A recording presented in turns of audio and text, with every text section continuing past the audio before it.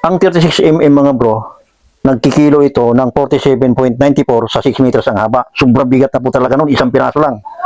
Lalo na siguro mga bro ang 40mm. So, kukumputin natin mga bro, alamin natin kung ilang kilo sa 6 meters mga bro, ang 40mm. Let's go.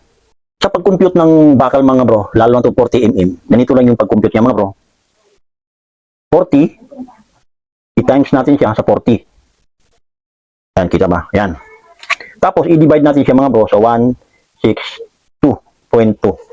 Ngayon, pag i-multiply natin yan mga bro, at dinivide natin yan dito, ang kalalabasan nito mga bro, kilo sa 1 meter mga bro, ang haba sa 40mm. 40 times 40, i-divide natin siya sa 162.2. Yan. 9.86 kilo mga bro sa isang metro. Equals 99.86. Yan. Ito yung kilo mga bro sa isang metro ang haba ng 40mm mga bro. Ngayon, para makuha natin yung 6 meters mga bro, ang haba ng isang piraso mga bro, 6 meters. Kasi iba-iba kasi yung haba yan mga bro. I-times natin tong 9.86 kilo sa 6. I-times natin siya sa 6 kasi 6 meters ang haba. Yan. 9.86. Ito yung kilo sa isang metro ang haba mga bro. I-times natin siya sa 6. Sa buong bakal na 6 meters ang haba.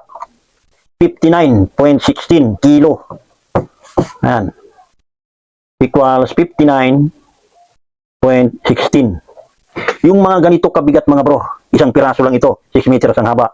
Hindi na po ito kaya ng isang tao bitbitin mga bro, or bubuhatin. Kailangan dito, kung mahina-hina ang helper na magbuhat nito, 3 or 2 tao magbuhat nito mga bro. Kasi itong 40mm mga bro, malaki na talaga ito. Ito 40mm natin mga bro. Ginagamit ang 40mm mga bro.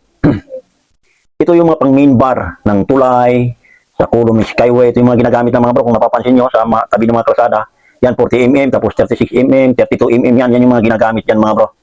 Yan kung makikita nyo, ako nakakita ko sa mga poste dyan, sa mga, lalo na Skyway. Ito yung mga ginagamit nila. Talagang sobrang tibay nito, sobrang bigat nito.